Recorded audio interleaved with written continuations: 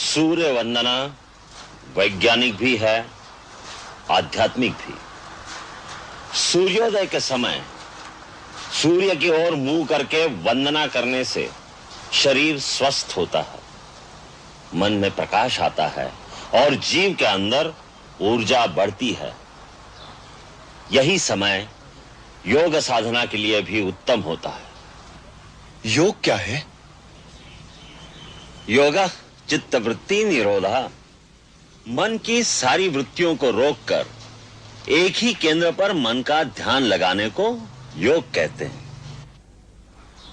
योग से मन काबू में आ जाए तो सारी सिद्धियां मिल जाती है, क्योंकि मन ही इस संसार में सबसे शक्तिशाली है। वही मनुष्यों के बंधन और मोक्ष का कारण होता है, वही पाप और पुण्य का करता है। पुण्य क्या है, पाप क्या है गुरुदेव? किसी जीव का दुख दूर करना, उसे सुख पहुंचाना, उससे प्रेम करना, यही पुण्य है, यही धर्म है। और किसी को पीड़ा देना, किसी का मन दुखाना, यही अधर्म है, यही पाप है। प्रेम ही पुण्य है, घृणा ही पाप है। इन्हीं पाप पुण्यों में घिरा हुआ जीव एक योनि से दूसरी योनि में जन्म लेता, मरता और फिर जन्म लेता रहता है। ये जन्म लेना क्या होता है गुरुदेव? मरण? गुरुदेव, ये मरण क्या होता है? प्राणी जब किसी शरीर में आता है तो उसे जन्म कहते हैं, और उस शरीर को छोड़कर किसी और स्थान पर चला जाता है तो उसे मरण कहते हैं। असल में केवल शरीर मरते हैं, आत्मा नहीं मरती। हमारे अंदर जो जीवित है वो जीवात्मा है। हम सब जीवात्मा ज्योति कणों की तरह समय की अनंत लहरों पर बहते चले जा रहे हैं, बहते चले जा रहे हैं। असल में हर जीवात्मा इस अनंत पथ पर अकेली ही सफर करती है। रास्ते में द्वीपों की तरह कई धरतियां, कई लोग आते हैं, जहां हम जन्म लेते हैं, जहां जन्म लेकर हम दूसरे जीवों के साथ मिलने बिछड़ने, दोस्ती दुश्मनी का खेल खेलते हैं। फिर एक दिन वहां का शरीर भी छोड़कर हम समय की लहरों पर फिर से अकेले ही आगे चल देते हैं। बिछड़ने वालों का मोह थोड़ी दूर तक पीछा करता है, परंतु जीव तो नए नए रूप धारण कर लेता है। नया जन्म होने तक वो कई नए नए लोकों के बीच नए नए रूपों में अकेला ही भटकता रहता है, भटकता रहता है, भटकता रहता है। इसका अंत कहां है? अंत केवल मुक्ति में है, और मनुष्य मुक्ति तभी पा सकता है जब पाप और पुण्य दोनों से परे हो जाए, क्योंकि पाप और पुण्य दोनों ही जंजीरें हैं, एक लोहे की, एक सोने की। परंतु जब तक जिएगा कर्म तो करेगा ही। वह कर्म या तो पाप होगा या पुण्य होगा। फिर प्राणी कैसे छूटेगा माया के इस बंधन से? तुमने ठीक कहा राम, कर्म तो करना ही पड़ता है, परंतु जब कर्म निष्काम कर्म हो जाता है, फल की इच्छा से रहित हो जाता है, तो जीव कर्म फल से मुक्त हो जाता है। इसके दो ही सरल तरीके हैं, एक भक्ति और दूसरा साक्षी भाव का अभ्यास करना, अर्थात कर्ता का अहंकार छोड़ना, कर्ता होते हुए भी दृष्टा हो जाना। कर्ता होते हुए दृष्टा कैसे हो सकता है गुरुदेव? मेरे पास आओ, मैं बताता हूं।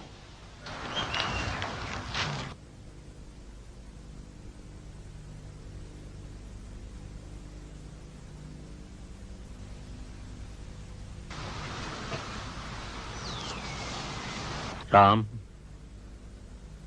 अब अपने अंतर्मन को इस शरीर से बाहर निकालकर आओ मेरे साथ।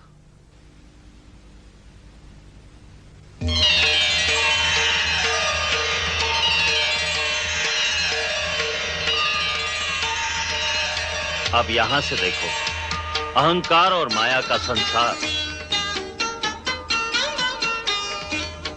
एक गुरु है वशिष्ठ, जो अपने आप को बहुत बड़ा ज्ञानी समझता है और अपने शिष्यों पर अपनी विद्वत्ता का सिक्का जमाने की कोशिश कर रहा है।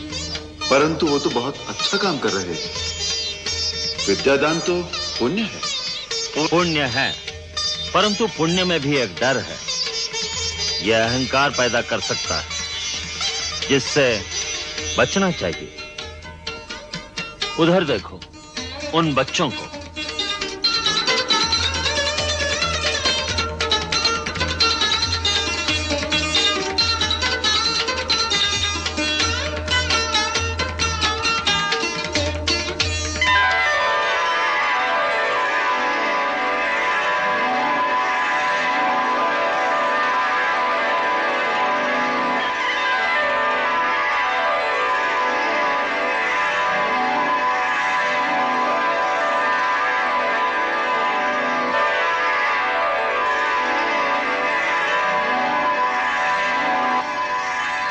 ये अभी साथ पढ़ रहे थे, अभी लड़ रहे हैं। इन्हें इनका अहंकार लड़ा रहा है, क्योंकि हर बच्चा अपने आप को दूसरे बच्चे से अधिक बुद्धिमान समझता है। यही हाल बड़े लोगों का है। जब मनुष्य इसी तरह से साक्षी भाव से अपने कर्मों को देखता है, तो उसमें अहंकार की भावना पैदा नहीं होती, विनम्रता आती है। इसीलिए कहा है, विद्या ददाति विनयम। सच्ची विद्या विनय प्रदान करती है। उसी विनय से जीव भक्ति पाता है, और जो भक्ति पा लेता है, उसे और कुछ पाना बाकी नहीं रह जाता। वो जहां बैठता है वही तीर्थ स्थान बन जाता है। जो कहता है वही शास्त्र हो जाता है। प्रकृति में बहुत से शरीर हैं, जानवरों के, पक्षियों के, जलचरों के, परंतु संसार में सबसे दुर्लभ, सबसे उत्तम शरीर मनुष्य शरीर है, क्योंकि इसके अंदर वो आध्यात्मिक शक्तियां हैं जो किसी दूसरे शरीर में नहीं। आध्यात्मिक और मानसिक शक्ति का यह भंडार हर मनुष्य शरीर में होता है, भले ही वो शरीर ऊंची जाति का हो या नीच जात का हो, किसी रंग या किसी नस्ल का हो। प्रकृति उसमें भेदभाव नहीं करती। इसीलिए हर मानव शरीर को मुक्ति का द्वार कहा जाता है। शरीर के मुख्य केंद्रों में निरंतर इस शक्ति का स्पंदन होता रहता है। जब तक उसे जगाकर अपने काबू में न किया जाए, उसका कोई फायदा नहीं, वो बेकार चीज है। वैसे ही जैसे किसी कंजूस के घर भंडार तो भरे हों और वो भूखा बैठा रहे। हर मानव शरीर में इस शक्ति के 7 केंद्र होते हैं, जो योगाभ्यास द्वारा जागृत किए जा सकते हैं। मैं तुम्हें अपने शरीर में ये 7 चक्र दिखाता हूं।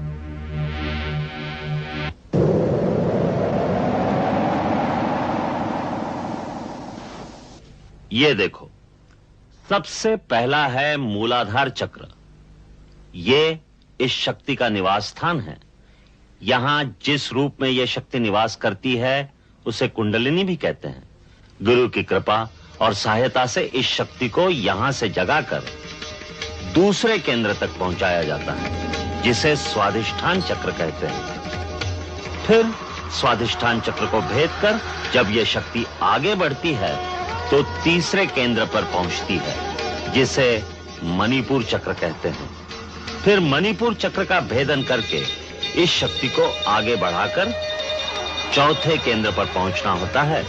इसे अनाहत चक्र कहते हैं। यहां से विशुद्ध चक्र और फिर यह शक्ति अज्न चक्र को जागृत करती है। अज्न चक्र श्वेत वर्ण और भ्रुकुटी के मध्य में 2 पंखुड़ियों के बीच स्थित होता है। उसका बीज मंत्र है ओम ओम।